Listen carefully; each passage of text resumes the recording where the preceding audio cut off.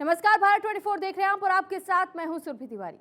बिहार के सीएम नीतीश कुमार विपक्ष को कितना मजबूत कर पाएंगे, इस बारे में तो कुछ नहीं कहा जा सकता, लेकिन उनकी कोशिशों का गुब्बारा बार बार फूट जाता है।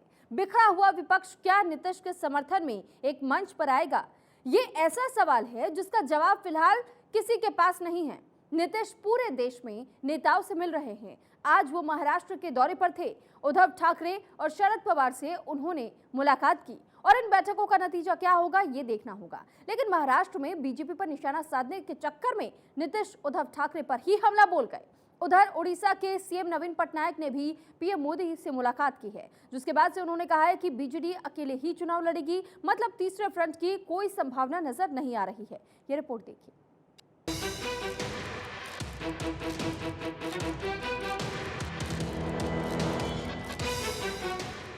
2024 के लिए विपक्ष को एकजुट करने की कवायद में जुटे नीतीश कुमार लगातार देश के अलग अलग राज्यों का दौरा कर रहे हैं। कभी ममता बनर्जी तो कभी अखिलेश यादव, कभी अरविंद केजरीवाल तो कभी नवीन पटनायक। नीतीश कुमार की कोशिश है हर किसी को मनाने की, अपना बनाने की, लेकिन उनकी ये कोशिशें फिलहाल हवाई तीर से ज्यादा कुछ और नहीं। क्योंकि बीते दिनों वो नवीन पटनायक से मिलकर आए। उन्होंने दावा किया कि 2024 को लेकर गठबंधन पर चर्चा हुई, बात हुई, लेकिन जब नवीन पटनायक सामने आए तो उन्होंने इस तरह की किसी भी बातचीत की पुष्टि नहीं की। उत्तर प्रदेश, बंगाल, ओडिशा, दिल्ली के बाद नीतीश कुमार महाराष्ट्र पहुंचे। यहां उनके स्वागत में बड़े बड़े पोस्टर नजर आए। मकसद दो थे, पहला उद्धव से मुलाकात और दूसरा शरद पवार से मीटिंग। मीटिंग तो बहाना ही है, दरअसल असली मुद्दा है 2024 का चुनाव। नीतीश कुमार और उद्धव दोनों की मुलाकात हुई, लेकिन नीतीश कुमार निशाना साधने के चक्कर में उद्धव ठाकरे के फैसले पर ही सवाल उठा गए। इनका मामला था जिसके बारे में जानते ही हैं, इनके साथ जो अन्याय हुआ था, अब जिस तरह से जो फैसला आज आ गया तो बहुत अच्छा हुआ है। अब तो इन्होंने खुद ही बता ही दिया है। और किसी भी प्रकार से एक तो आश्चर्य की बात है कि पार्टी के नाम को कैसे कोई बदल सकता है। हम लोग चाहते हैं कि पूरे देश में अधिक से अधिक पार्टियां एकजुट हों और मिलकर के हम लोग लड़ेंगे। दरअसल नीतीश कुमार ये भूल गए कि सीएम पद पर रहते हुए उद्धव ठाकरे ने ही औरंगाबाद का नाम बदला था और नीतीश बीजेपी पर हमला बोलने के चक्कर में ठाकरे पर हमला बोल गए। नीतीश ने दावा किया कि हमारा मकसद है कि विपक्षी दल एकजुट हो। उद्धव से मुलाकात के बाद नीतीश कुमार और तेजस्वी शरद पवार से मिलने पहुंचे।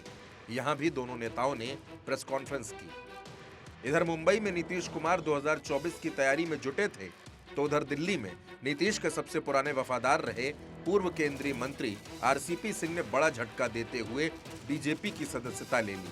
आरसीपी ने कहा कि नीतीश कुमार को सिर्फ कुर्सी से प्रेम है। आरसीपी ने नीतीश को कहा कि वो पुराने पलटीमार हैं।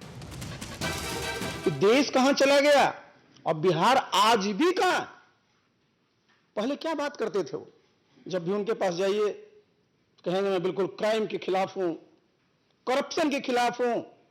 उनको सी शब्द से बड़ा प्रेम रहता है, लेकिन सी से चेयर भी होता है। तो कुर्सी के लिए ही आजकल सब काम में लगे। तो नीतीश के उद्धव से मिलने पर बीजेपी बिहार के अध्यक्ष सम्राट चौधरी ने भी हमला बोला। सम्राट चौधरी ने कहा कि नीतीश कुमार चाय नाश्ता करने जिस शिवसेना के पास गए उसने बिहारियों को पीटा। नवीन पटनायक ने नीतीश की हवा निकाल दी और नीतीश कब पलटी मार लें पता नहीं। और नीतीश बाबू जो आजकल घूम रहे हैं चाय नाश्ते पे, तो चाय नाश्ता करते रहे, कोई दिक्कत नहीं। बिहार तो संभल नहीं रहा, क्योंकि वो जिन घर पे जा रहे हैं तो राजा वाली पार्टी में जा रहे हैं, क्योंकि उनके साथ एक युवराज घूम रहे हैं। तो वही घर वो देख रहे हैं जहां लोकतंत्र नहीं है। नीतीश कुमार भले ही लाख कोशिशें कर रहे हों, लेकिन उनकी कोशिशों को मुकम्मल मंजिल मिलती नजर नहीं आ रही।